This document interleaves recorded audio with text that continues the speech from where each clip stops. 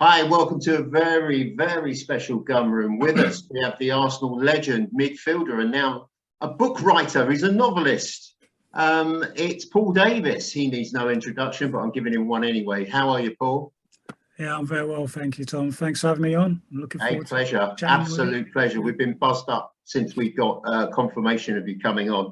With us also is Paul. Everyone will know him from the podcast. Paul, we will, of course, talk about your fantastic Arsenal career and obviously the book, Arsenal and After, with Tom Watt. But tell us your current role, because you've kind of disappeared off the radar a little bit, haven't you? You've seen all the old Arsenal faces doing this, that and the other, Strictly Come Dancing and whatever. Not tempted, are you? But that's no, not tempted. I've been watching it and it's been interesting watch. So, but yeah, my current role, and thanks for having me on, guys. I've really enjoyed sort of talking to fans and podcasts. I've done a few now since the book, and it's been really nice to be able to talk to people that actually gone through your career, a lot of it. So I'm looking forward to it. But my current role, and part of the reason I did the book was because that was what people were asking me a lot of. What are you doing now? So people bump into people on the road or on the tube or on the transport, anywhere, and it's Paul, well, yeah, how you doing? I remember when you, and I'm like, it's great. People just give you their stories, and it's, as I've got older, I've kind of began to realise the effects that we have as footballers on people's lives, and when you're in it, you don't really appreciate that. You come out of it, and people still come up to you like 30, 40 years later and tell you that minute detail of games and things that you've done. Half of the time, you don't remember as players. I mean, I speak to a lot of colleagues that don't remember stuff, but they speak to fans, and the fans remember everything. So it's always fascinating. It's fascinating me over the years, bumping into fans, them asking me different things about my career, what happened there, why did you do that, why did the manager decide to do that? So there's a lot of questions that fans want to know about when they don't. I'll be honest, Paul, we're not going to vary from that either. Yeah, no, that's great. Yeah, because I think it's interesting stuff, really. A lot of the stuff that don't get talked about is, for me, actually, is the interesting stuff. Everybody knows and sees the visual, but there's things underneath. And I think what I wanted to do with the book, Tom and I and the publishers wanted to kind of get a little bit underneath stuff, and we spent a lot of time going over it and wanting to answer some of the questions that fans have been asking me, and one of those questions is like, what are you doing now, Paul? So yeah, I'll talk about it. Essentially, I'm still in the game. I've been in the game from when I was a player or young apprentice, and I've managed to stay in the game, which is an achievement in itself. Look at it now, it is an achievement. Not many stay in the game after playing. So I do feel I've been lucky, but I've had to work hard to do it well. So my role now is with the English FA.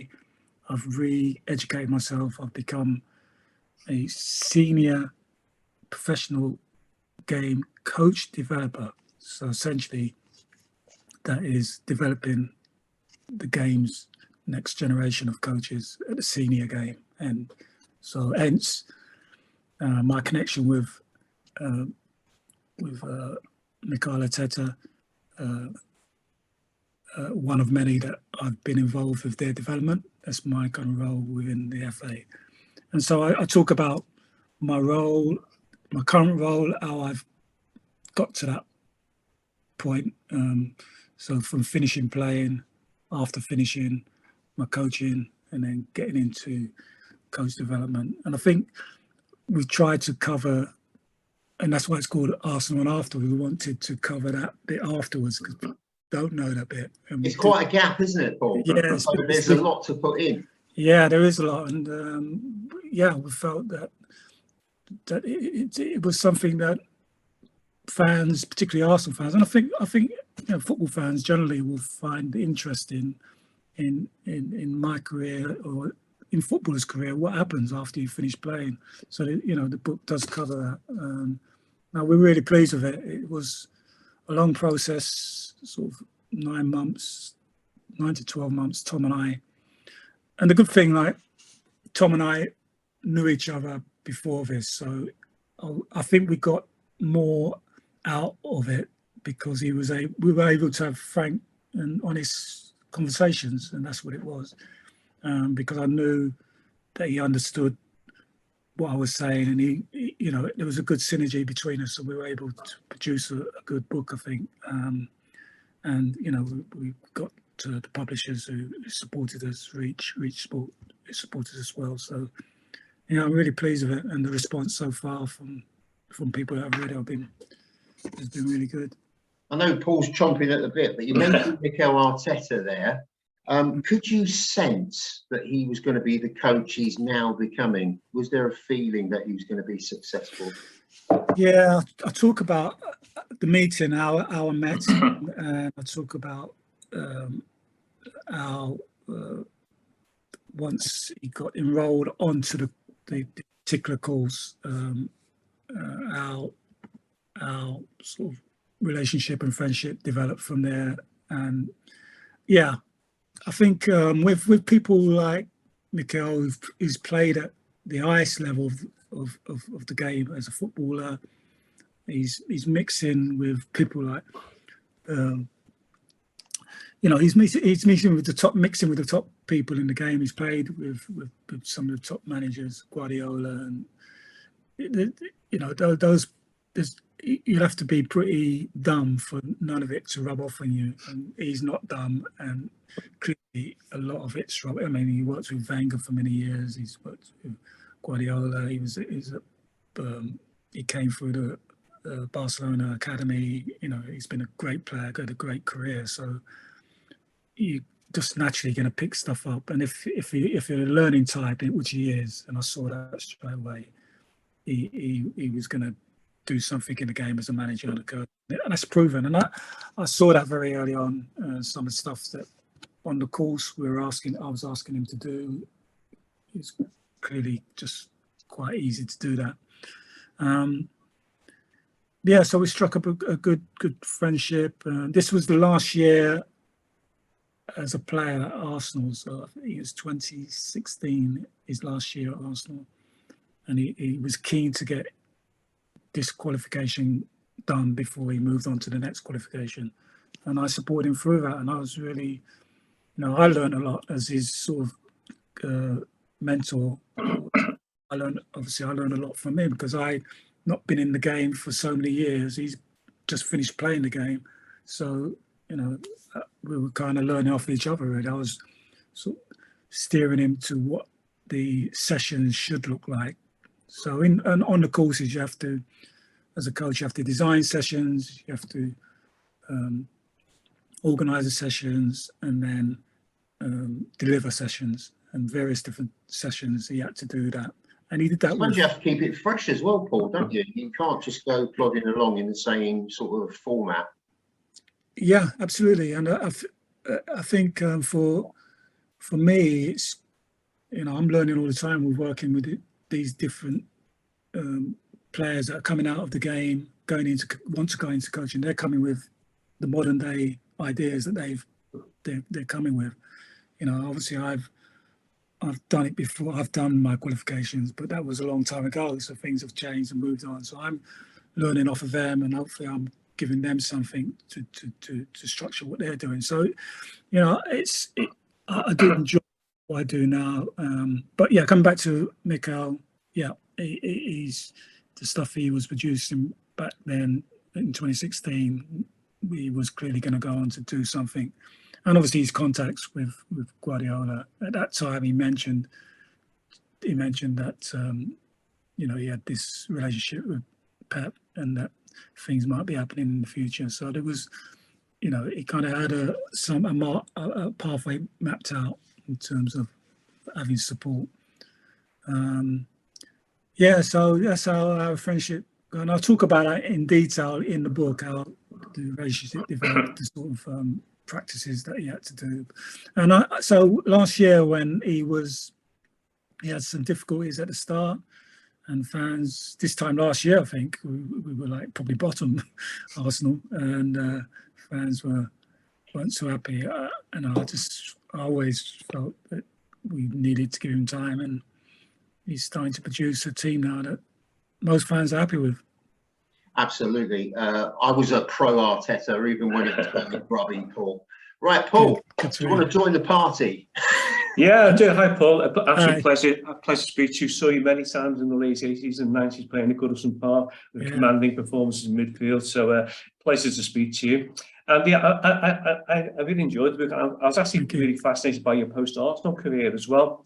One thing I wanted to ask about was, it seemed from your point of view at one stage, you were coaching, but then you left Arsenal, you were struggling to get coaching work, and then suddenly this opportunity at the PFA came up. Now, I spoke to Paul Power because he worked for the PFA, and he said how much he enjoyed working for the PFA. So from your point of view, how rewarding was it to join the PFA and then be given this like strategic role of developing younger coaches? Yeah, no, that's a good question. I think it, and again, I kind of, for people that are listening to this we're going into some detail on this in the book, because we want people to get a good understanding of, what happens after playing, and this was definitely after playing, and that transition and trying to get supporters or readers to understand the difficulties of transitioning from playing into something else, and so many players that I've spoken to, myself included, has had those problems. It's difficult problems how to adjust to normal life, really, because you're coming out of the bubble of being a professional footballer for so many years, and just now you're gonna have to like stand on your own 2 feet. And a lot of players have difficulty with. I've spoken to many players. I had difficulty with it, but PFA. I joined the PFA, Professional Football Association, and it was good for me. I was there for such a long time, and they gave me responsibility. They gave me, respect, and they supported me. I got further education off of them. So I've got nothing but admiration for what they did for me. I know some former players are against the PFA. They've had, bad experiences, but for me it was, and I remember Paul. I think Paul might have just left the PFA when I joined. I'm not quite sure, but they did talk about Paul, and he was a favourite player of mine. Actually, I liked. He was a fantastic professional, Paul. He joined Everton at the age of 33. We thought, he's passed in, and suddenly he ends up being our player of the season. Yeah, no, I always enjoyed him, watching and playing against him. But PFA was really good for me. They developed me. So, coming out of playing with Arsenal, and then I went to Brentford. I talk about that, and then I had some coaching work at Arsenal, and then I left there with a bit of a cloud. Didn't know what I was going to do. Talk about that in the book. Approached the PFA, and they were so welcoming and made me feel really of value. And as I say, they helped me get further educated, my qualifications, different skills. Paul, did you always really enjoyed it? Did you always think the PFA developed you in a way that Arsenal should have developed you when you were coach there? I think Arsenal definitely at the time, with me, they missed the trick. I think I talk about it quite extensively in the book, because that was a big part of my career that was really painful and really difficult to get through, and I couldn't understand at the time how it had come to that, where I in the end decided to leave the club that I'd been at and supported from when I was 10, and had so many memories and an emotional connection to decided that I got to leave. And yeah, so that was really tough. And the whole circumstance around that, which again, people have asked me about over years. I've never really spoken about it because it's very a lot of it is sensitive, but we've spoken about it in the book, and we've hopefully I've been as honest and as truthful as I can on my versions of events leading to me leaving Arsenal. And I think fans history, Paul, isn't it? You had a lot of history and connections with the club. You had a huge following with the. I mean, I used to stand at Highbury and watch you, and you know, we were in awe of you. You're such a cultured player, and then it's kind of taken away from you. It's like the rug's pulled out from under you. And fans, you know, fans don't know what's gone on really. Just hear stuff. You know, I wasn't one for talking to the media necessarily. So stuff, you know, I always felt that stuff should be dealt with sort of properly, you know, in the family, as it were. You know, things stay in. But you know, I think it was a time. I got to a stage where people asked me questions, fans were asking me questions. I've got two young lads, in their mid-20s now, but they didn't know what happened in my career, and so they were asking me questions, and I thought, well, you know, I've got to a stage in my life where I can share some of what's happened to me, and people will get to hear, if they want to read it, find out about it. Did you have reservations about doing the book? No. I think at first, when I first finished, when I was about 35, 40, and people were asking, "Oh, when are you going to do your book?" I thought, you know, it's a little bit, you know, I've just finished playing really, and I don't really feel to do something so close to finishing, because I still want to stay in the game at that point, and I still got aspirations of doing stuff within the game. To do a book at 35, 40, I didn't feel was right, and I kind of just pushed it away. So people did ask me to do a book, and so I've kind of gone past that stage now. I'm sort of getting on in years now, so it's like, and I've got two boys. Like, I think there comes a time where you think, oh, okay, it's right, it's a good time. I felt it was a good time to just share some of my experiences, some of the stuff that people have asked me about over the years that I haven't spoken about, and do it in a way that is me. I didn't want to sensationalize anything. I just wanted it to be just my personality. Hopefully comes out in the book, and my thoughts and ideas about the game and what's happened to me in the game, the highs and the lows, because I've had some fantastic highs as well, you know, trophy winnings, all that. You know, 450 games, you know, and you know, some of the things I'm really proud of. One of the things I'm really proud of, and I'll talk about in the book in detail again, is, you know, I was the first black player to make a mark at Arsenal, and like thinking, wow, you know, I didn't think about that at the time, and only after I finished playing that it started to hit home to me that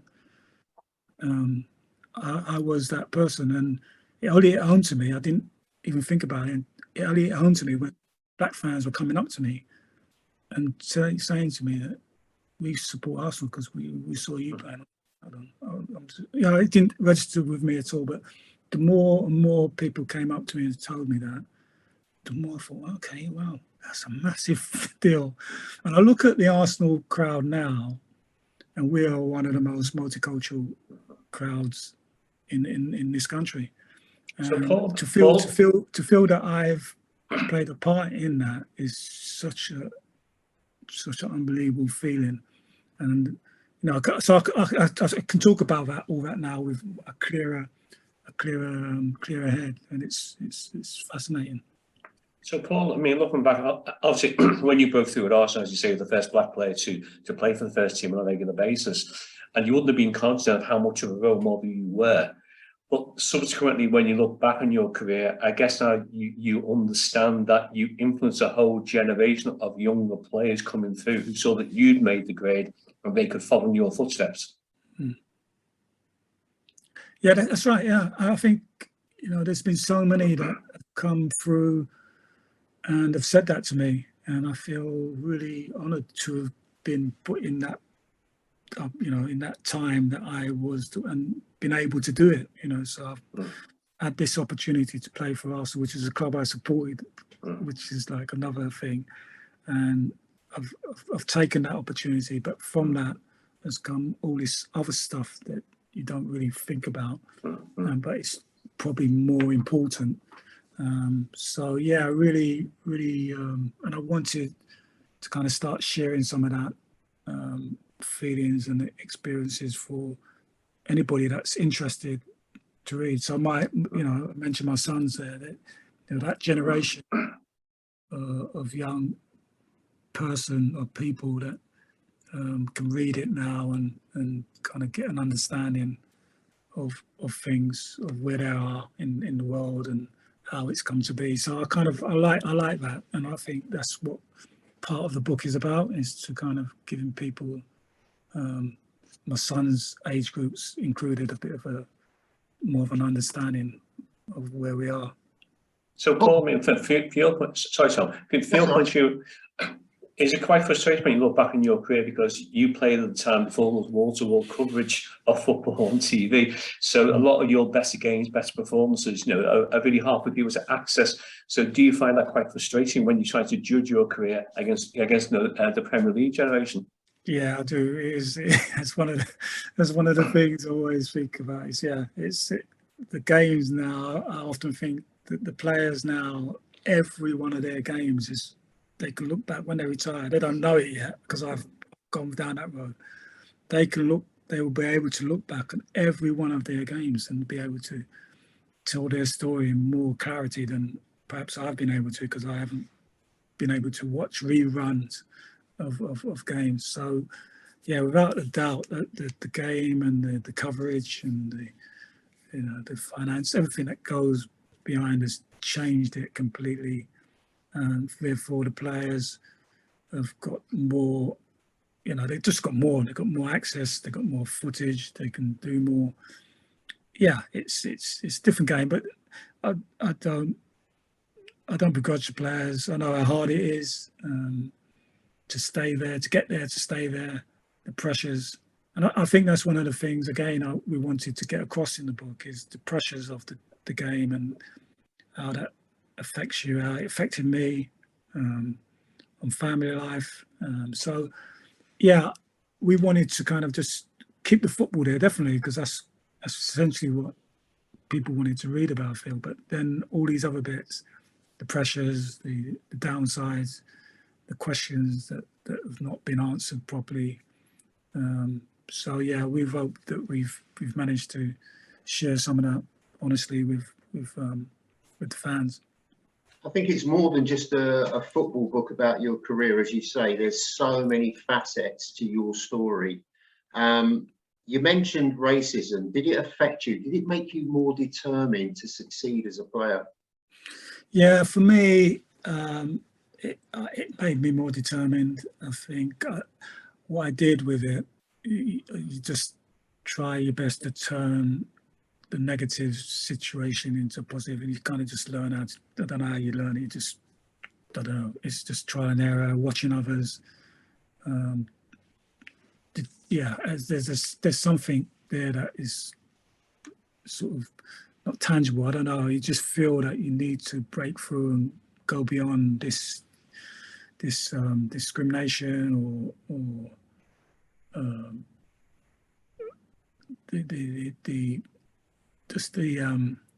the struggles of being different. So I talk about just being the only black player in the changing room, a squad of players of 20, who are a lot older than you, who think differently, they've got different, and how you deal with that is really, it's not easy a lot of the time, and how you kind of have to find a way to get through if you're going to make it. So I talk about that, and I think it's important to talk about so that people that don't understand perhaps get a little bit of an understanding, and so that we can move forward. So it's kind of something that's really close to me, all this, because I've lived it, and it's and others will be living it, and hopefully we can all learn from each other. So that was the main reason behind doing the book, is the sharing and learning. Sharing is to people that might want to be interested to find out. I think the thing is, most people, Paul, associate your success with George Graham, but you had two really fantastic managers, didn't you, before that? Don Howe and Terry Neal. They were instrumental in your success. Let's talk about your debut, 1980, North London Derby. Hey, what a match to put in. Absolutely. 17 years of age. Amazing. It's just, you couldn't script it. At 17, getting picked in the team to play at White Hart Lane for your first game doesn't get much more exciting than that. I'll talk about that and how it came to be, how I felt getting picked first of all by Terry Neal, how on the team bus driving from Southgate, where we used to meet up as a team before London games, and then we'd drive on the bus to go to White Hart Lane. I talk about the feelings, the emotions going into the changing room and changing amongst all these sort of senior players like Liam Brady and Pat Rice, Sammy Nelson, all these guys who were in the team. They were seasoned players, and I was like this little boy from South London, like sort of just different, like just trying to make my way. It's amazing, and to actually win the game as well. It's I talk about that. It's great to look back on those memories. It's something special. Playing at White Hart Lane, winning 2-1. Doesn't get always a good one, isn't it? And over the years, as it's gone on, we had great success with George. With winning trophies, and I talk about that. And I talk about the team, the players I played with. But there was a period of time where we were beating Spurs 2-1 for, I think it was about 8 or 9. It felt like 8 or 9 seasons, 2-1. Remember that fondly. So there's some great bits in the book that a lot of fans will remember, the games, the scores, but we try to go into like the feelings of the games, the feeling that I felt going into the games, winning in the Winners' Cup in 94. We talk about that. We talk about all the major wins, the Lord's Cup. Hopefully people. Did it go very, very quickly? Can you really recall that debut, or was it like a flash? It just went, really quick. I think it did go quickly, but I think what we cause it is that, like people do, people ask about your debut, what it made you feel like. So I do recount it a lot of times. So it does help that, I think. Just when someone asks a question, you kind of have to go back and try and sort of think what you're feeling, what was it like. But the actual game itself is a bit of a blur. It's a bit of a blur, which is a worry. But there we are. But I don't come much bigger than that game, so everyone could probably understand that it went. 90 minutes must have seemed like 9. Exactly. One of the things that I found out in doing the research for the book, and that's just reading back and looking at stuff, was you mentioned about games not being televised as much, and I found out that season I made my debut and I played for against Spurs. There was a TV strike, and football was off the screens for, I think it was like 6 or 8 months. I only found out reading, looking. and so my debut wasn't even screened because of this. I think, oh man, not only that, back in the day they didn't film games in the general rule, but it was the ones that they did film. It was a strike on that in that year. So I don't think I remember the strike, but I don't remember it going on that long. Yeah, I think that was just that era, Paul. I mean, quite often both ITV and BBC technicians were on strike about various different disputes with the company, and then TV was just, even in the 80s, I think in the 85-86 season, the first 6 months weren't transmitted anywhere. So yeah, there's something, as we said before, there's so much of your career. I mean, wouldn't you love to watch your debut again on YouTube and just relive the moment and talk us through what happened, but you've been denied that opportunity? Yeah, I often think about that. It's it's so the coverage that's going on now for these guys. It's just a different world. But no, it's still enjoyable. Still, I've lived the dream. Most people want to be footballers and play for your club that you've grown up supporting. You just got to enjoy that. If you don't, and I've tried to enjoy that, particularly now that I've finished playing. And I want to share my experiences for others that wanted to hear about it. There was a lot of people that were asking me questions, and it's been a good process. Actually, I've enjoyed doing it. I've enjoyed doing it at this point as well, because I think when I've reached a certain age where I can I'm clear about what I've experienced, and I think I can talk about it hopefully in a way that people can get an understanding of it. Oh, definitely, Paul. I mean, I was fascinated by you described in some detail the difficulties of a younger footballer trying to break it through, trying to make an impression with the senior pros. I was fascinated by your story about Alan Sunderland, that he was consistently nominating you as the worst player of the game in your 20-minute practice session. Now, as a young pro, what does that do to your confidence? Because you must have shown such resilience to actually deal with that.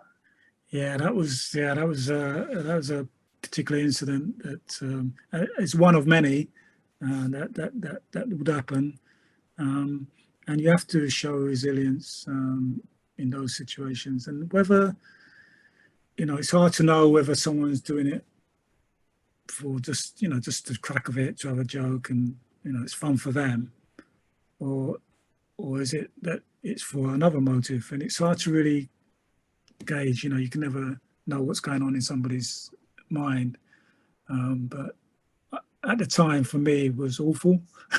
It was a test. It was a test, and a test I was able to get through. And I talk about that because I'm not sure whether Alan in that particular instance knew the effect it was having on me. Well, I didn't actually know it was him, so I didn't know who it was. But yeah, it might have been just a little joke to him, but it was having a massive effect on me. But I managed to get through it. And people that read the book will understand what we're talking about. But I think it's an example of just how by doing something you might not even be aware that the effect that you're having on somebody, and it could be a major effect as well. So the consciousness of our behaviours is big. That's a really good point, Paul. Sorry, Paul, go on. Yeah, just to finish off that, I mean, it's a really good point, Paul, because something that somebody thinks is a bit of banter, a bit of fun, they don't understand the hurt and upset it can cause the person on the end of that treatment. And, for a young player like you, that must have been so demoralising that, a player you respected, when you found out later he was the one nominating you week after week. I mean, it's just appalling, isn't it? Yeah, no, I think this sort of stuff goes on generally in life, and people don't realise the effects of their actions, their words, and that was definitely a case. I remember it vividly. Getting these votes, and I think, this is not who's doing this to me. It's like, and it was, but I've managed, somehow just kind of that determination to succeed and do well for myself overrode any of the other stuff that was going on.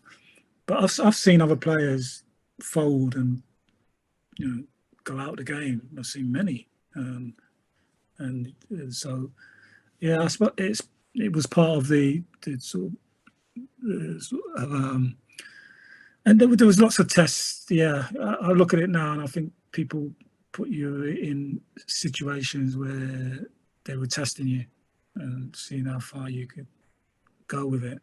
And I suppose maybe that was one of the tests. You've had a sensational Arsenal career without a doubt. I mean, I remember standing there clapping like it was going out of fashion. It's interesting. The book deals with a lot of the emotions, as you've said. The lowest point must have been the injuries, because you missed out on the 89, didn't you, because of an injury? What's that type of isolation like? How difficult are those times for you? Yeah, that particular season, the 89 season for me, is so mixed with emotions. Yeah, the injuries. I mean, the 89 Liverpool game, I would have played in that team. That I would have played. And I look back now, I see all the clips, and we won it. We won the game, and I'm happy. But you're not on the pitch. It's a different story. So even now, all these years later, and it comes up when the anniversary, people start showing it, and there's that twinge. There's always like, I would have been playing if I hadn't been injured. I can't get out of my head. So yeah, it's tough. Injuries are part of the game. They happen, and other players have missed games. But yeah, I had a fair set of injuries, and as a player, as a sports person, you got to learn to deal with it. I talk about the book about I had fallouts with George Graham, and he left me out for 18 months, and I talk about that because that again, and I've talked about how the game really has changed in terms of the power of managers against players. So back then, the manager had the power over the players. Now it's kind of almost, it's like players have got the power. So I bring that up because it was at the time, and I talk about it in the book, the fans are being told that I had injuries, but I didn't have injuries. And looking back, I think, well, the propaganda sometimes that were coming out towards the fans wasn't always true, but it was convenient. Getting back to that injury, Paul, getting back to that injury, did it damage your confidence? Because in the book you say about, your ability to pass the long ball. Did it have that major effect on your game? Yeah. Injuries are so underrated almost. It's like if you had a bad operation, knee operation or whatever operation, and you've had it, I always watch the players now. So for example, I look at Van Dijk as an example. He's had a knee injury about 2 seasons ago, I think, and he's come back. And for me, personally, looking at him, he's not the same player as he was. But others, if you haven't had injuries, you probably don't see it, you don't notice it. And when players have major injuries like that, a lot of the time they come back and they're trying to just manage that injury, and the game has changed. So me personally, I had to manage and try and change my game. I wasn't able to. I talk about it in the book. Kick balls a certain distance. I wasn't confident to do things I was able to do before. So psychologically, again, I tried to explain about how you kind of get through this, because nobody else knows this is going on. By the way, the fans don't know. They see you out there. They think you're fit to play. You should be. You're out there. You're fit to play, but they don't know this stuff that's going on. So yeah, we wanted to kind of talk around that as well, and try to educate the fans on that side of it, what goes on, being a professional when they step out onto the pitch. Things are not always as smooth as they may think it is. You know, personal things that are going on in people's lives. You know, we're still human beings and stuff that goes on. So it was all that we wanted to share with people, and hopefully that comes across. And injuries played a definitely big part for me. Myself and Paul were very intrigued by the George Graham bit, which we're going to go into, if that's all right. Tom, I'm kind of struggling for time, so I don't know how long. How long have you got? And then we'll. I'm on another one at 12. Yeah. Right. Well, actually, we'll ask a few more then. Well, no, a couple of minutes. Tom, just come. Right. Your relationship with George Graham changed after he sidelined you for, as you said, it was 18 months. You said, wasn't it? Yeah. You must resent the way he treated you. You say it blew your relationship apart. How difficult was the whole period? Yeah, I talk about it again in the book. I wanted to just share that with the fans, how it came about, how it came to be that we fell out, why it happened, the results of that, how it could have been different. I wanted the fans to just hear my version of that, and yeah, hopefully, I feel as though I've told it in an honest and fair way from my point of view, and yeah, the fans can read it and sort of they can piece their recollections of that time, how they saw it, and they can piece it together and kind of make their own sort of mind up on what they feel about it. But yeah, tough times, when you're sort of at the prime of your career, 28, and just being sidelined for no footballing reasons is a real tough one for me. And I don't know how I got through that 18 months. Some of the stuff that was going on just was crazy. So yeah, I just wanted to kind of share that with our fans. Well, I mean, looking back at the positive times with George Graham, what's it like when you suddenly realise this manager is going to win trophies for this club and I'm going to benefit from it? What goes through your head then? Yeah, again, I talk about how when he came in, George, he just changed it and made sure that people knew what they were doing. Yeah, he brought a togetherness with us to the team.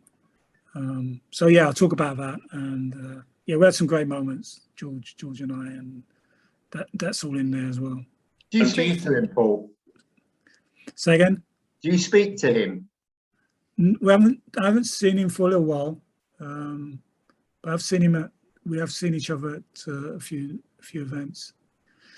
Guys, I'm going to have to leave you, unfortunately, because we could do about 3 hours with you, Paul. It's been an absolute pleasure. Thank you so much for coming on the podcast. I wish you all well. And if you get stuck for anything to do, you'll never will do. But if you want to come back, I'd love to hear from you, see what you're up to. No, I really enjoyed talking to you guys, and thanks for having me on. And yeah, hopefully the fans will enjoy the book. I'll do me. I mean, as an Everton fan, I'm not an Arsenal fan. I thought the book was fascinating from start to finish, Paul. And your insights into your career, pre-Arsenal, at Arsenal, post-Arsenal, it was a real page turner for me. But yes, you were even though you didn't play for Everton, you were one of my favourite players in the 80s and 90s, and your achievements in the game are absolutely outstanding. And it's just a pity there's not more clips of your football career on YouTube. But it's been an absolute pleasure speaking to you, and the depth you've gone into these answers has been absolutely fascinating. It's been an absolute pleasure. Thank you so much. One interesting bit, Paul, in the background, you've got a picture of yourself in the Arsenal kits, like a before and after. Yeah. You take care, Paul. You look after yourself. Thanks, guys. Cheers, Paul. Thank you, Paul. Thank you. See you later. Bye. Cheers. Bye. Bye. Wow. That was good, wasn't it? We ran out of time. We had more questions than we had answers, I suppose, but Oh no, Tom, that was better than good. I mean, something the depth he went into. Like yourself, interview players before, and you struggle to get a response out of them. But yeah, the depth he goes into, and there's obviously so many more areas to explore there. But isn't he such an elegant guy? So yeah, I had loads. I had loads. So many. I think what we did was we kind of dwelled on his early career and all that side of things, and the emotional side, which was really great. But I would have loved to explore that George Graham area a little bit more. But he's a busy man. He's a busy man. I mean, whether or not his company might release him for a second part 2, because you could definitely get a second part out of that. You know, the 3 or 4, I think. Oh yeah, I mean, the George Graham years by themselves are an episode, but the leaving of Arsenal, that's a story in itself. And then his role with the PFA, there's just. That's just so much to explore there, isn't it? That's why it's great speaking to these pros from the 80s and 90s, because there's no clips of them, not like there is today. So they like talking. Different world as well, isn't it? Oh yeah, definitely. Yeah, and they haven't quite got the same ego as the modern player either, I don't think. No, exactly right. Paul, I will catch you soon. When you're back on the pod?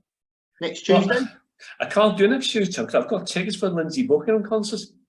Oh, Lindsay Buckingham takes preference over the podcast, eh? Come on, I'm not surprised. I've always been a massive Fleetwood Mac fan. I'm going with my son, who's a big Fleetwood Mac fan as well. But I'll be available for the 11th, Tom, definitely. All right then, mate. Yeah. Thanks it's just much for joining. When will this go out, Tom? This will be out this afternoon. Oh, fantastic! Right, well, once you release, I'll push on social media to get people to watch it. But I mean, thanks for having me on board today. It's been I've enjoyed it from start to finish. And thanks for the preparation and all that. And yeah, Tuesday, October the 11th, I'm definitely back. I've got to thank my babysitter, Abby's nan. Keeping the little man busy. How old are you? Okay, Tom.